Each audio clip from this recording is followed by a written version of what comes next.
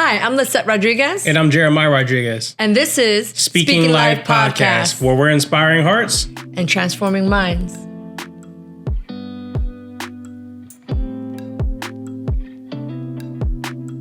So joining us today is someone that's very near and dear to my heart. Not because she's family or anything like that. Just simply because I have watched her evolution from the very beginning of Hope Worship Center and what God has done in her. It's been so transformative. So today you guys are in for a special treat, and I am so honored to introduce to you Natalie Rodriguez. Yeah, we excited. Hold on. This is my wife, y'all. This is my wife. My This is my gorgeous wife. My daughter-in-law. You know, you put the ring on it. You know, she's sealed, My signed, daughter-in-law. delivered. She's my forever. She ain't She's going my nowhere. daughter-in-law. Anyway. Tell them. So this is Natalie. I'm Switzerland. So listen, Nat, we brought you here today. I think we've had these conversations before. Yeah.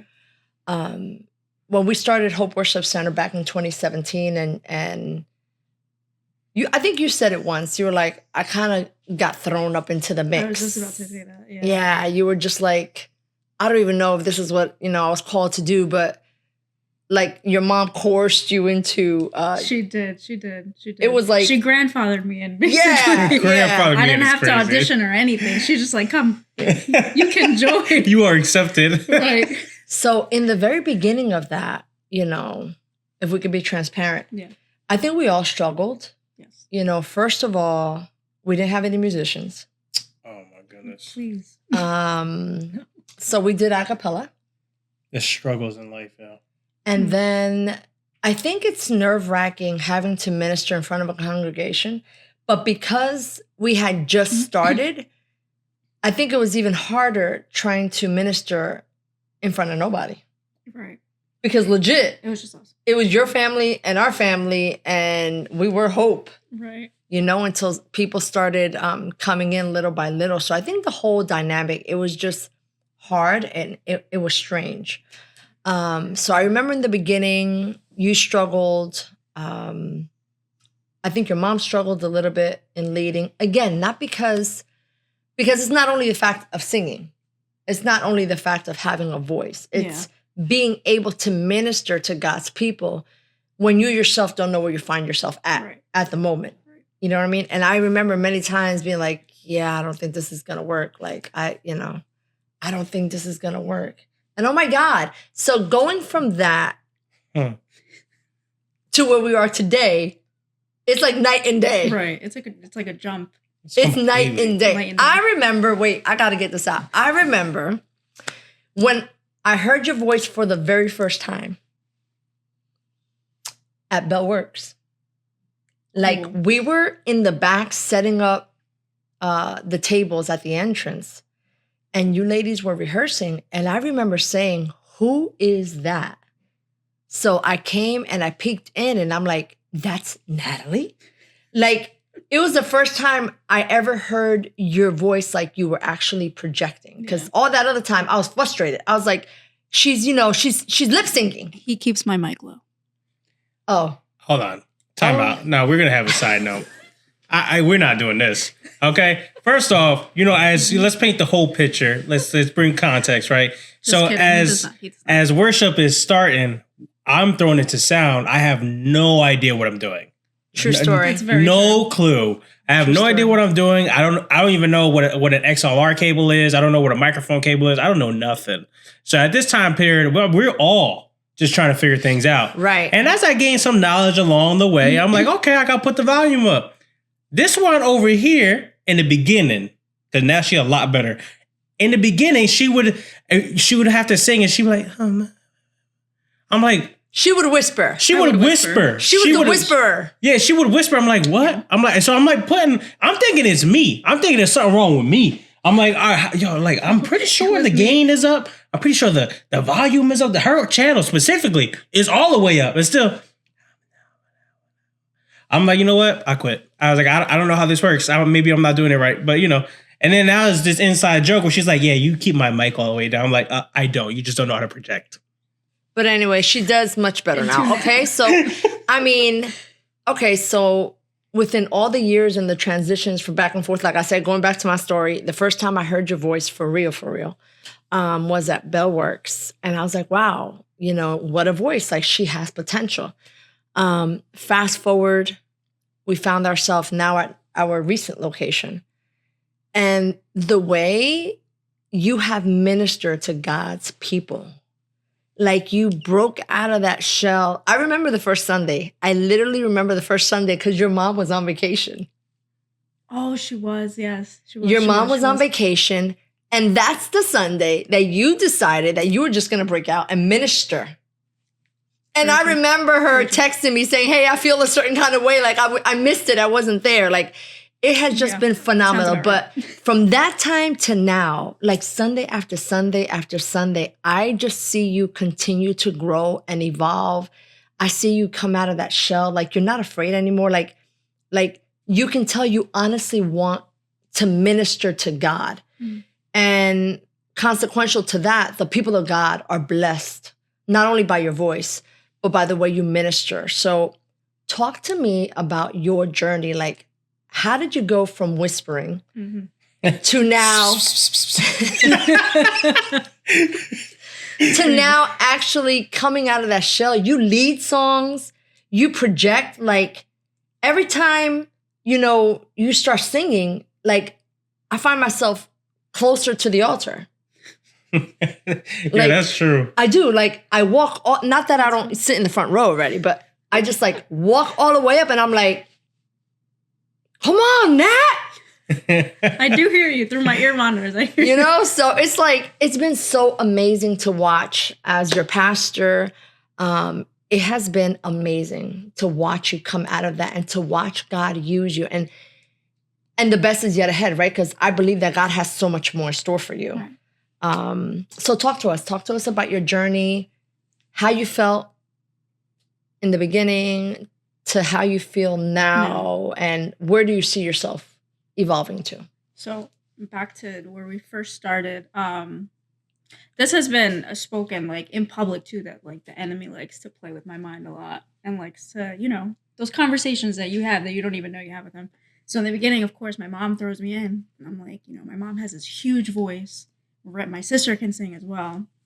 And she was in our praise and worship team once upon a time. It's like, I would compare myself a lot to her and be like, okay, well, she's this loud voice and I'm this small little mouse in the back.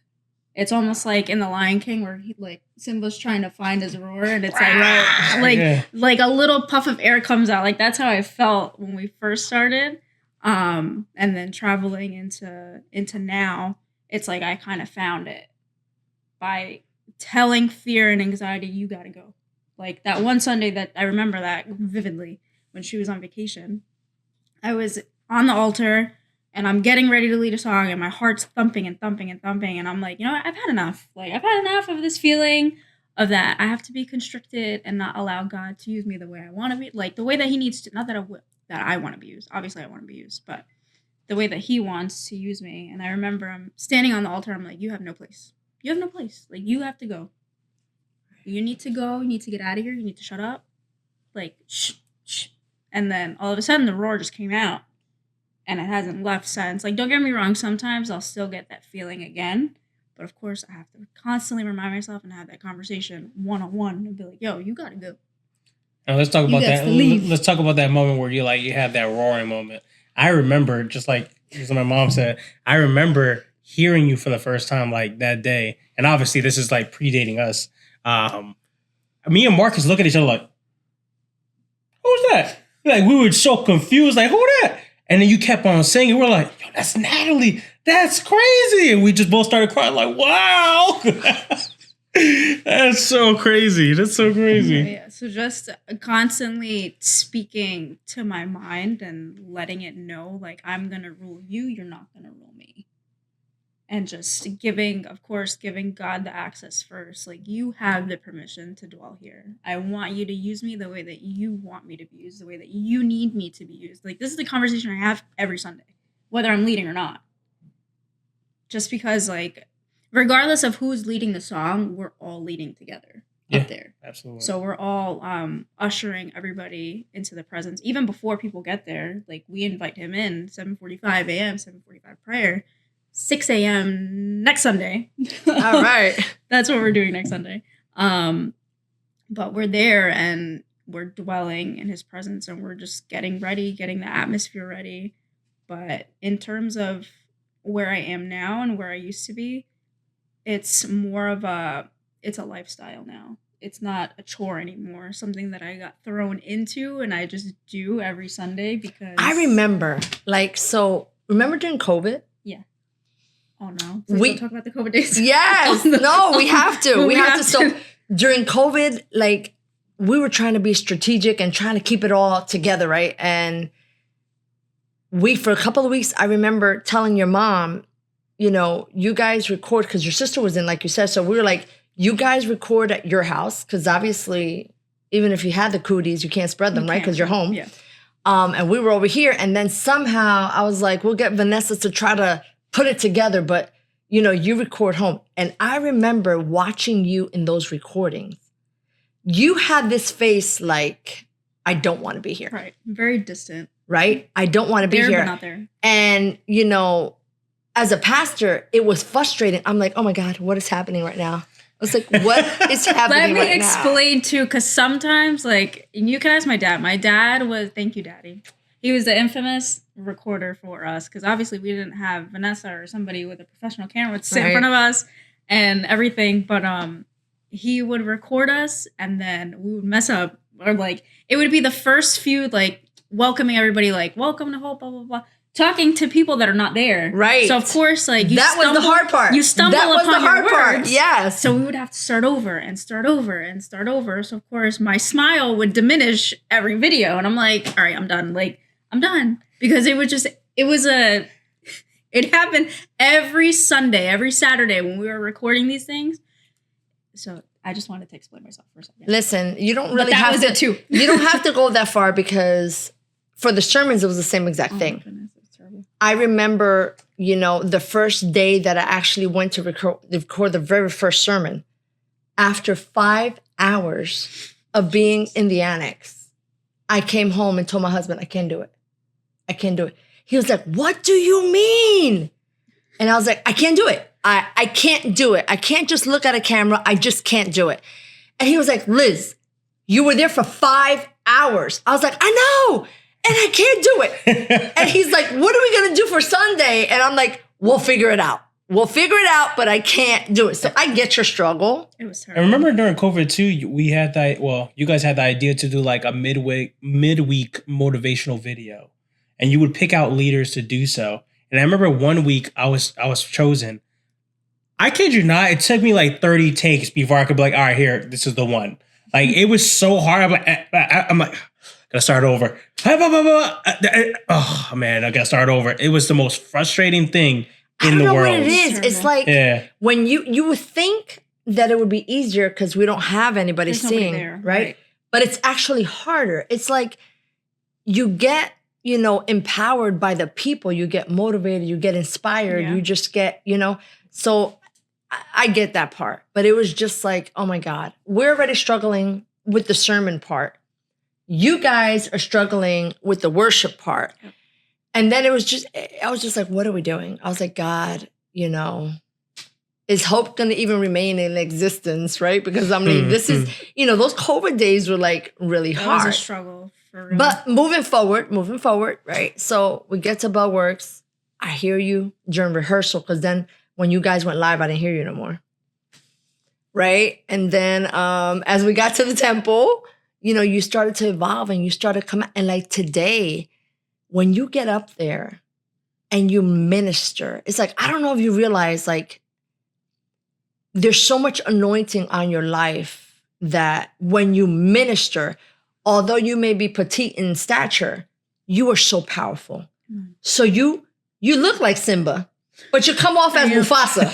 I am. You know what I'm saying? When That's you minister, Mufasa. The baby you know, Simba. when she ministers, she looks like Simba, but she actually comes off as Mufasa. Like Yeah. when you minister Sunday to Sunday, and sometimes I stand there and I'm like, does she know?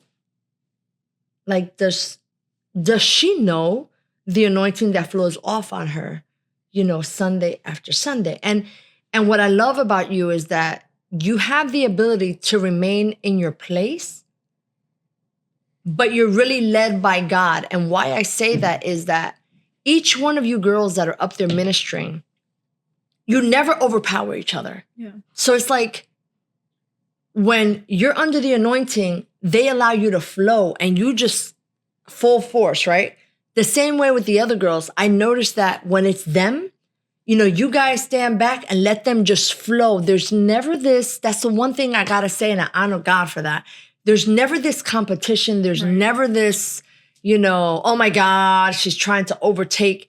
There's just such a unity amongst you girls, and the guys too.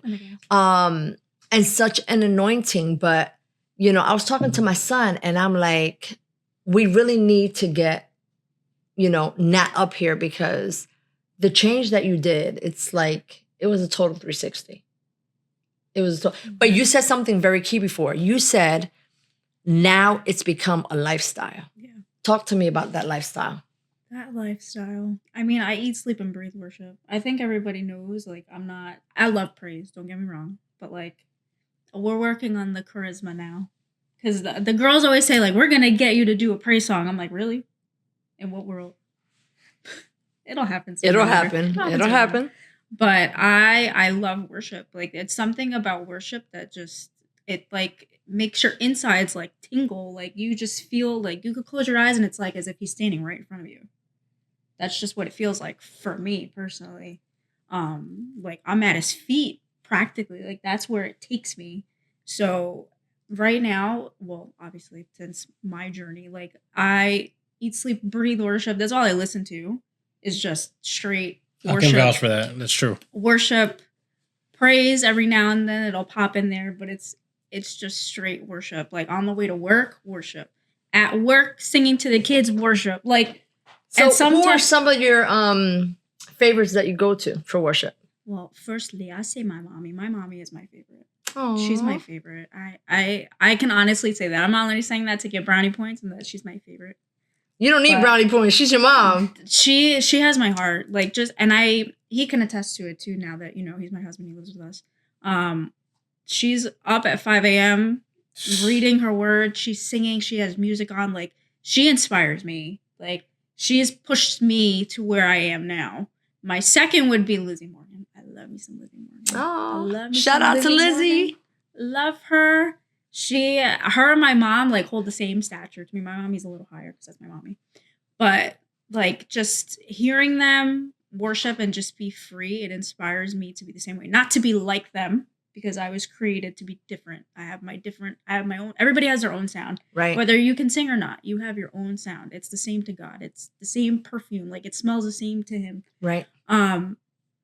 But yeah, they've just inspired me in ways that I don't think I tell my mom enough either. So mommy, if you're watching this, just know you inspire me a lot. I don't tell her enough, but just hearing her, she's evolved too. She has. We need to bring her here because she's also I evolved. already That told is her. Mufasa. I already told her. Yeah, She come because on a dime, That's Mufasa. to her point, on a dime, I get up for work at 6 a.m. and she's the first person I see consistently every single morning with a good morning and a huge smile on her face. So the mornings that I get up and I don't see her, I'll tell her where my mother-in-law at? She late. She late. Where's she at? She's late. Because I expect this. So when I go into darkness, I'm like, oh my gosh, she's not up. I'm like, okay, all right, cool. But yeah, I think I can definitely vouch for that for sure. There's been an involvement there with, Pastor Cindy as well. Because again, it's just, you can't get, I think, you cannot get into the presence of God and his presence not cause change. Right. You can't. It's impossible for you to be in the presence of God and you yourself not change and not evolve and not grow. So the same thing for your mom. Voice-wise, I think she's always been amazing. So that's not... Yeah, it's neither here nor there. That's nor here nor there. But I think as her pastor as well, watching her growth from the beginning of Hope back in 2017, that we started at your home, And, I would ask her, like, before we were open up in Bible study, like, hey, sing us a song or two. I remember And, that. Yeah. I remember that. I miss those days. Me too. Like, I'm honored that we were able to do that there in the comfort of your home. I ain't go front. I didn't like those days. Oh, no, I did. I Oh, have a because- video. I did. I have a The only video reason- in my phone, Yeah. and it's I have to find it, but the voices are Pastor E and my mom just singing together before Bible study. It sounds like angels to me. Wow. Every But- time I hear it, it sounds like. But to angels. me, like, I didn't hear that. I heard my voice. I was like, yeah, see, at least when the sound is on, the click track is going, the instruments are going, you can hide No, but behind that. No. Pastor Cindy had music. She had like a click No, track or but it's not something. like a speaker. You know what I'm saying? It was just like, all right, that's good enough to like have in the house, but like I could still hear my voice. See, on Sundays when there's speakers going on, like you got the full microphone, I feel like I could sing. Take the noise away. God. Oh, I God. promise you, I But- cannot sing. But sometimes worship doesn't always sound pretty. Yeah, but see, that bothers me. That's where you come in. No. See, It doesn't always sound pretty. It's a sound. But that's why I like, to speak. your I don't point, sing. I hate hearing the way I sound. Like I won't go back and listen to film is what we call it, like the sports people do. I hate that. But it's like I got convicted one time and God was like, you may not like the way it sounds, but to me it sounded beautiful. Like Right. so when we sing up there on Sundays, and it just brought an I like something popped into my head. Like when we sing on Sundays together up there, I don't know about everybody else, but to me it sounds like we're singing with all of heaven. Like it sounds beautiful. Then you go back and listen to it, and you're like, I think, Oops. but Like, that's, no, but that's I good don't though know. because like now like it gives you like it sets the bar, right? So there it sounds better, but when you watch film and just like you said, like I watch film too based on like how I spoke because I always feel like, and my mom can attest to this, that you can always do better, right? So like you start nitpicking like, hey, I could have done it there, done this differently there, or I could have delivered this a different way, or my idea didn't really match, but you know what? We can do better for next time. You know what I mean? So like I think that's where it's kind of cringy because you see your flaws. Like, yeah, there in the midst of it when you're united with everybody, it's phenomenal. Yeah, but I don't know if you guys have experienced this because it's not only hope. I've experienced this personally at other congregations that I've gone when I visit there. So you go in person and you enjoy worship. Like you think worship was amazing. You felt the presence of God. You think worship was amazing. But then you go back and listen to it, or you listen to that specific church on another given day and you're like, oh my God, they sound horrible. Yeah. But sometimes, when you're in person, it sounds so much better. So I think sometimes it's the recording, it's the whole, how they, It sounds different. It's- It's different in live versus recording because, I mean, obviously when recording, you have to adjust the sound, to make it sound good. It's two different ball games. That's why So it sounds better sometimes, live. like I get it. Even in my sermons, I'll have people come up to me like, oh my God, Pastor, what a word, what a word, what a word. I struggle to go back and listen. I can't listen. I struggle, but sometimes I've learned how to force myself to go back because remember that God has given us a gift Right. and we are responsible to develop that gift. Yeah. So God gave you the gift. Now it's your responsibility to develop that gift and for that gift to totally evolve, right? So, what am I saying? Like I've forced myself to sometimes to go back and listen to the sermon, and then I criticize myself like, I should have brought this point across a little more clearer. I should have, added this to that. Oh, I should have omitted that and added this, and I forgot this point. I should have put this point. So even though I'm being critical of myself, what I'm really doing is sharpening my gift because with time, it'll become better and better and better. So, it's like when Jesus gave talents to those people, right? And when he came back, he wanted a return, Yeah. right? So God has given us a gift, but it's up to us to sharpen that gift. Whether in your case, whether you decide to take voice lessons, whether you decide to go back and listen and see where you could, because I think everybody has their own style. Yeah. Everybody has their own style. Everybody, some of the artists, their voice is raspy, and I love that too. But not every artist is raspy. Not everybody has that. Some artists, they have that soprano. Some have that. So it all depends, But again, because God is so amazing and so awesome, He gives us each our own individual gift. And it's not to compare, but we could inspire one another and definitely always better the gift that God has given us. So, going back to you, oh my God, from 2017 to 2025, it's night and day. It's like you did a whole 360. Like it's night and day. But here's the thing. I'm not simply talking about your voice. I'm talking about your whole spirit, your whole attitude. Like this is what people don't understand. When they go up on an altar to minister to God's people, you are an actual Levite that's at war. Yeah. People don't think that. They think like, oh, well, I want to be seen. I have the voice. I want to be seen. I can carry a note. No, when you're up there, it's showing up for battle. Right. It's showing up for the war. So people come in with different spirits. People come in angry. People come in sad. People come in depressed. And the fact that the anointing over your life has the ability to transform and change somebody's life. Like, have you ever seen that taking place while you minister? Like, have you seen the reaction or what takes place in the congregation as you're ministering? I have. Normally I keep my eyes closed. Normally. Because again, like I feel like he's just right in front of my face. So it's like that's just the type of relationship I have and how I like to flow. But I remember you had mentioned one time to the praise and worship team that you wanted us to keep an eye on the congregation, make sure like, nobody's getting tired. Like if we're overdoing it, because sometimes you can overdo it and then you just see everybody kind of just get lost. But recently I've been opening up my eyes and just seeing like how the room changes. And I know it's not me. Right. Like I know it's not because of myself. Like I said, like before, sometimes worship's not pretty. It's not about a pretty voice. It's not about having a mic in your hand. It's about, what God does through you.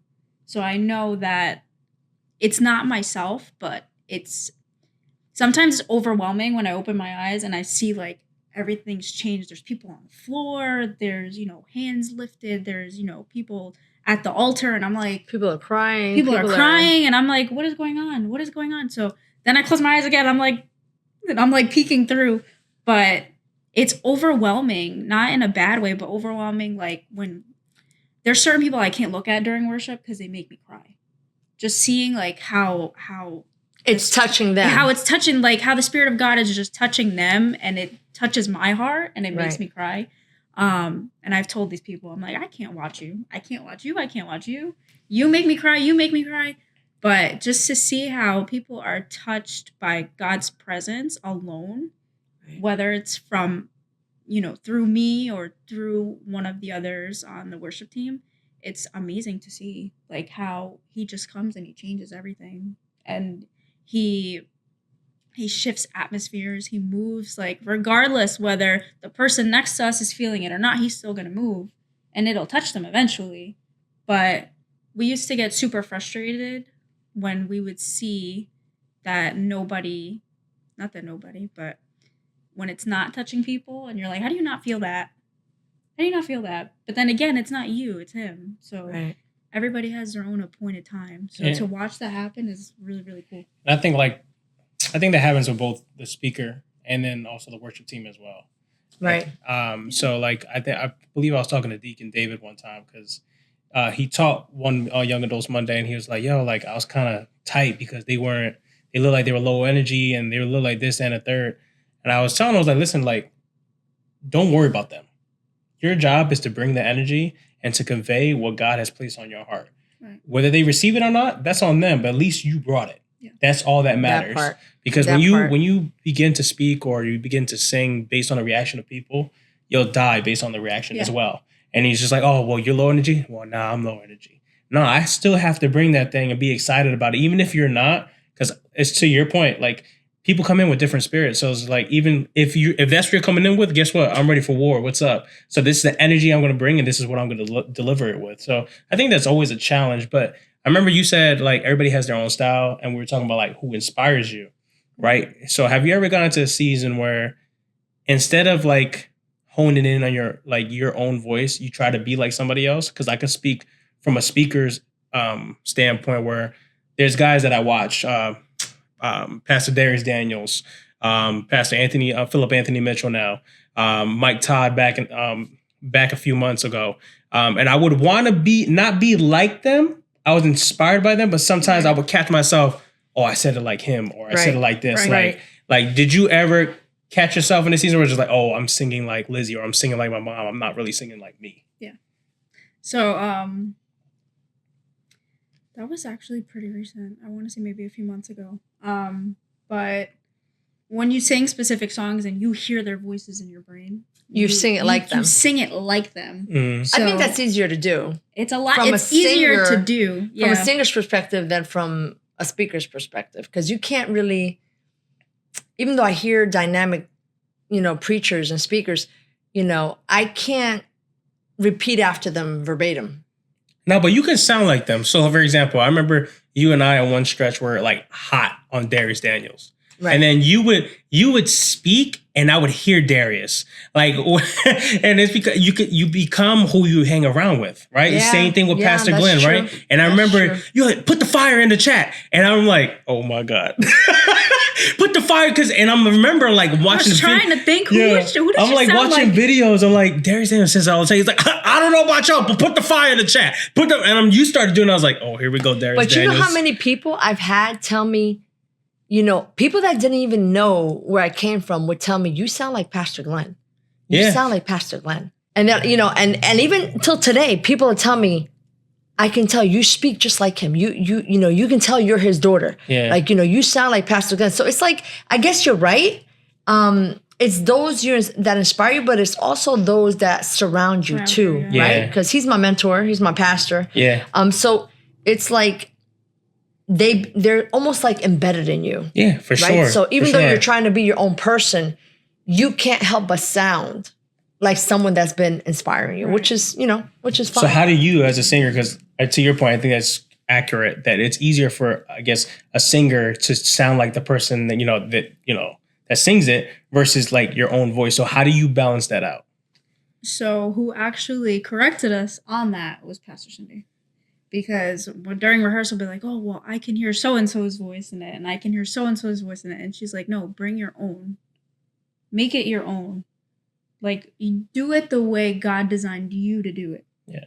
So from there on, it kind of broke it. I mean, there's certain songs we still mimic ad-libs and stuff, but that's because it's just ingrained in the song. It's basically part of the song at that point. Right, Yeah. right. But in terms of walking, talking, speaking, ministering, like somebody that inspires you, you make it your own. Yeah. So I've had to unlearn certain things to But here's the thing. teach myself something new. You know how many times I'm up there and I'm in the presence, and because I too know how the I know song exactly what you're gonna goes, say. right? By the original artist, I'm like, hold up, they missed that part. The ad-libs. Yeah. Wait. They're supposed to say, hey. Yeah. They missed that part. So there's certain parts that even when your mom is singing, I'm like, okay, here's where she's going to come in. And I'm like, It's not ooh, there. she missed it. Like, ooh, what happened? And And I opened my eyes, right? But it's that. Yeah, we're so It's used to that recording. if yeah. you know the actual artist and you know the way they sing it, it's almost automatic. You expect it to come. You expect it to be And your that mom way. is right. You ought to just flow from your own self and be an original. But it's also easy to fall because that's how you learned the song. Right. That's how you learned it. It's not Exactly. your original song, so it's how you learned the song. So it's like kind of Especially because we don't have musicians yet. We do click track. So of course the click track is exactly how the song goes. right. So And you're And kind of that's limited. sometimes, Even though you guys, especially you're freaking amazing. When that music is to a totally different song, and here she comes mashing up. she adds a totally different song and different lyrics to the same music that she was playing from the song before. And I'm like, I open my eyes and I'm like, oh, but that actually sounds good. And then she goes right back into the original song. I was like, oh my God, like the creativity. That's tough too. You should see our group chats. It's mainly me and Becca sometimes. Leah will throw it in there. And my mom, I've been surprised with her lately. She threw some in there. She's catching up with the younger generation. She said she's gonna start hanging out with us. I said, okay, so, hey girl. But it'll like Becca and I will be in the group chat. We're like, what if we add this? What if we add this? Or on a Sunday morning, like you hear the music and then you hear something else and you're like, I got something. Like we're just like repeat it. Like keep But going, again, keep going. the point to that is that it's spirit led. Yeah. You can't be in the spirit of God, in the presence of God, and God not give you that. Right. So it's not even coming from you. But also, let's talk about that creative process, right? Because, obviously I do the sound for you guys. For those who don't know, I do sound for Hope Worship Center, fortunately.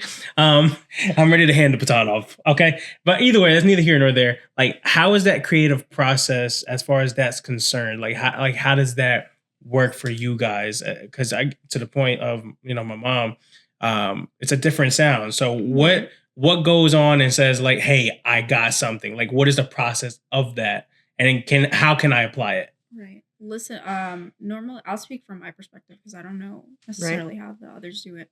But if I know I'm leading a song, or even if I'm not, and I hear something in the click track, like an instrumental part, I'll go to my mom and I'll be like, what do you think about this? Or I'll text in the group chat, what do you think if we add this into here? But obviously before I bring it up, I'll do it myself, make sure it sounds right to you. Sounds right or good, for lack of better words. And then we'll just talk about it. And then I remember one time I was showing my mom, I forgot what song it was for. I think it was for Altar. And I put, Give Me Jesus in it. And I made her cry in the kitchen. She was hysterically crying. My dad's like, what's wrong with you? She's like, do not hear this. But I was in the shower and I was singing the song and I was like, wait, that kind of sounds like this song. And it just popped into my head and I started doing it. And I was like, let me just put it past her and see what she thinks. Like, this was in the beginning when we started mashing the songs up. Because not that we sing the same songs, but we kind of add different flavors to the songs. Yeah, for sure. Just to spruce it up and bring something different and obviously let it be spirit led. And I just remember that day vividly. For the first time, I made her cry in the kitchen. It was the funniest thing. And it worked. Like, sometimes we don't think that it'll work until we do try it. Or like we want revival like at the end, towards the end of the song. We had it, I think, playing for at least like 20 minutes at rehearsal. At least. And we're just we were literally going back and forth like with different songs, like just flowing.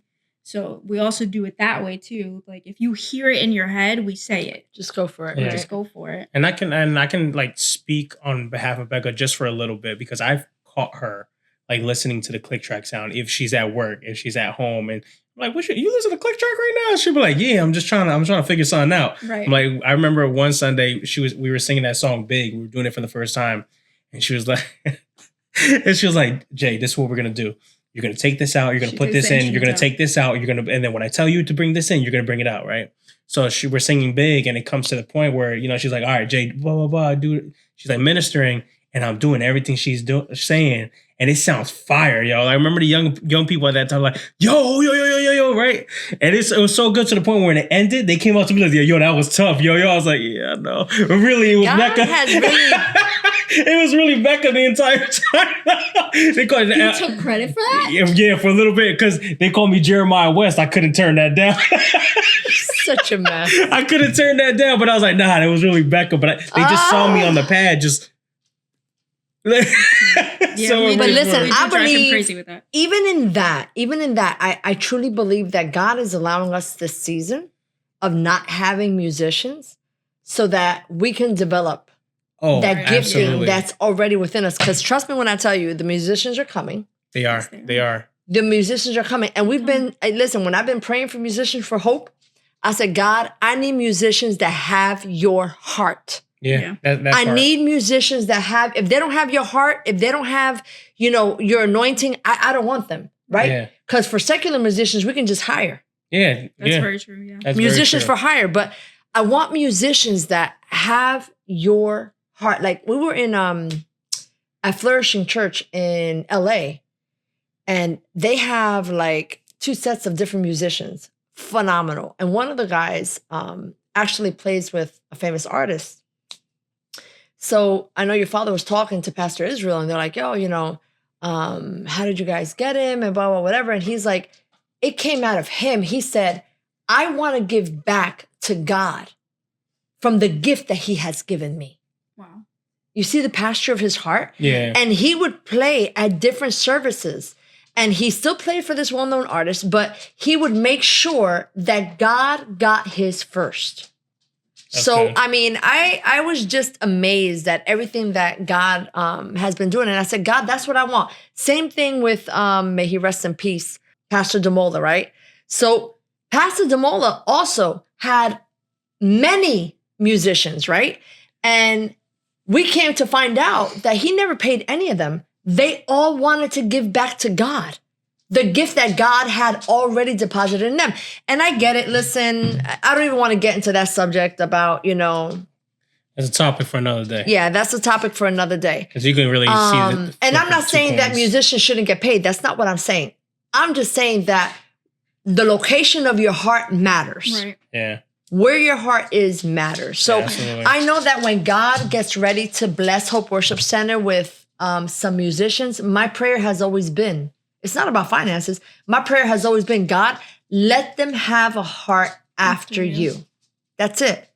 Because if they're anointed and the worship team is anointed, what's going to take place? That's true. I mean, you could only imagine what's going to take place. So they're coming. They're coming. They are coming. But in the meantime, continue to develop that gift that God has given you, Becca, and the other, girls on the team and the guys that, you guys are able to just mesh these songs up. Yeah. Like, that has to be God. That's a strategy from God. Yeah. And that you don't limit yourself. And like you were teaching not too long ago, you're not putting God in a box Right. because you're saying, this is all I have. No, you're saying, okay, this is what I have. Let me see how much more I can do with it. Yeah, for sure. And that's what God looks at, a heart that is willing to work with what you have Right. and not concentrating on what you don't got. Hey, I don't have that, but since I have this, what am I going to do with this? Yeah. And as you continue to do that and you continue to seek God, God honors that. Man, God honors that. I think that's why sometimes, when you guys are up there and you're ministering, you feel like you have a whole band. You feel like you have a whole does. orchestra. Like, nobody's going to know anything different, honestly. Yeah. Like right now, we didn't tell you guys we're on Click Track. You really wouldn't know. Nah, you wouldn't know. Because the way you're doing sound and you're circling around again, and you guys know exactly when to come in and you minister. And if the Holy Spirit's, ministering at the time, the way you guys keep the flow. I think it's a good communication between both parts. I mean, there has to be no choice but communication, especially when they have something and they want me to repeat something. Right. It's just more, I have to stay locked in. Like, Right. all right, what do you want to do next? Because at the end of the day, like, even though they're singing, I look at myself as the quarterback and they're the wide receivers, right? So they're saying they want the ball. Okay, cool. I have to throw it. Whether throwing is repeating a certain part, skipping a certain part, but I have to be tuned into them, because if not, then I mess them up because they already wanted to go somewhere and I just missed the direction, which we've had times like that where I'm Yeah. just like, oh man, I messed it up, or Click Track wasn't acting appropriately, glitching or something like that. We've had plenty of times like that.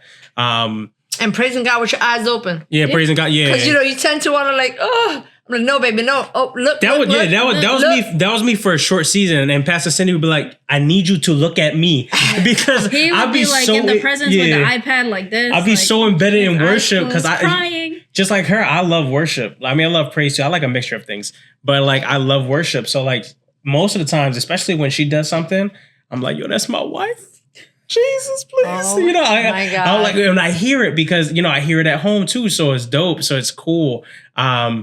But I think I want to bring it back to like your point. Last episode was putting God in a box, right? Right. Oftentimes, I feel like we can put a box on ourselves because we think our sound doesn't sound good enough. Right. Have you ever been in a season of that? And if you have, what was that like? Yeah, for a long time. That was a few seasons. A few. It just felt very constricting. Like I felt like I was constricting. I was doing it to myself because it's like, you're given this gift. You're given everything. God gives you everything that you need. He already equips you. Right. It's up to you to, one, allow him to use you, and two, to just take the step forward.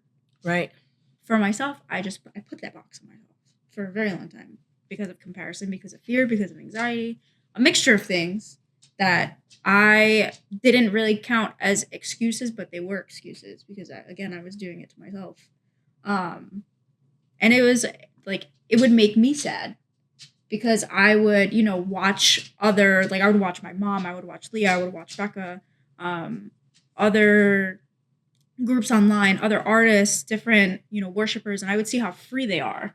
And I'm like, why can't I do that? Like, why can't I, jump around the altar like they do? Why can't I, jump and turn and, use my voice the way that I was created to do?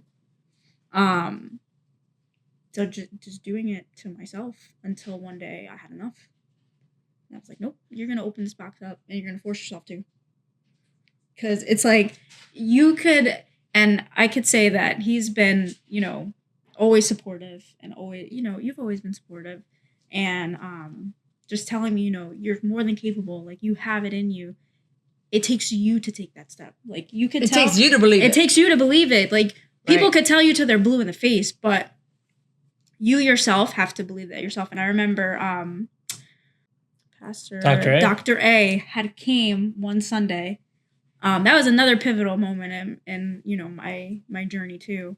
And I wasn't fully like out of my box yet. I was getting there. I was breaking it open.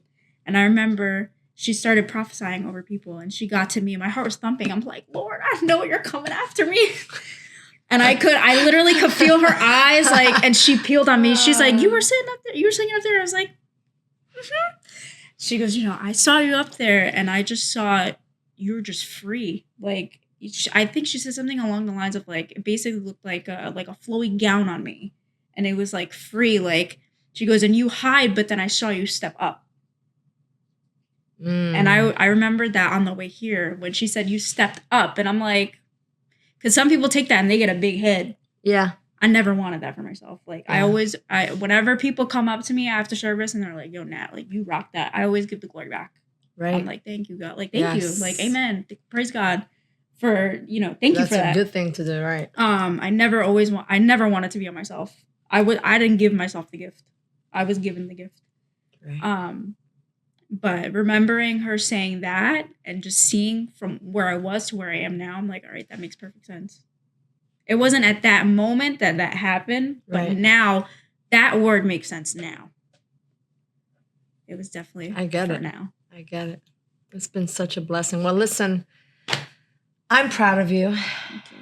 I would like to say that. I mean, I've told you that before in private, but I would like to say it publicly. I'm so proud of you and what God is doing in and through your life. And now, through the both of you guys as a married couple, I'm very honored to have you as my daughter-in-law. My favorite one. My only one. No, but I mean, no, seriously. Seriously. No, I love you. And I thank God and I want to encourage you to continue to become everything God has called you to be because you have that and then some. You think you're good now? Haven't seen nothing yet. You're just at the tip of what God has in store. Listen, I've been encouraging her as well. Just a side note. I also bought her a journal so she could start writing music. And now that's coming. That's coming. This is the end goal for me. Just stay tuned. This is the end goal for me. I'm trying to retire so I can go on tour with my wife. Oh. You feel me? I'm trying to retire so I can, go on tour with my wife, go to these cities because she's going to be bomb. She's going to be fire. She's just got to put the paper, the pen to the paper. That's all. It's in the works. I believe it. It's going to happen. It's going to happen. So thank you guys for tuning in into this episode here in A Worshipper's Heart right here. If you loved what you heard, please like, subscribe, share. If you're on Spotify, hit that notification button so that way you're getting constant updates. And we want to hear your feedback. Let us know what you want to hear so that way we can serve you in a better way. For sure. So again, share this with your aunties, your uncles, your second cousin removed. Share it with the whole world. That's the whole purpose. We're here to spread wisdom, to change hearts and transform minds. All right? Take care, guys.